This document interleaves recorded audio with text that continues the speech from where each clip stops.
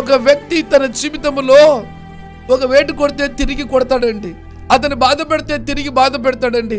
అతని ప్రాణము తీసేంత పరిస్థితి ఒక వ్యక్తి జీవితంలోకి ఎదురైతే అతడు ఎంత మాత్రము కూడా ఓర్చుకోడు, తిరిగి తన్ను తాను కాపాడుకునేదానికి చంపుతాడండి, ఎదురు తిరుగుతాడు. ఇప్పుడు బిడ్డలారా, ఏమైనా కూడా చేస్తాడు. మనం ఒక మాట అంటాం తెలుసా, పిల్లిని ఇంట్లో పెట్టి చిత్రవద చేస్తే పిల్లి పులవుతుందని అని అంటారండి. కానీ యేసుక్రీస్తు ప్రభువారు ఏ ఒక్క మాట కూడా మాట్లాడక తన్ను తాను వారికి అప్పగించుకున్నారండి.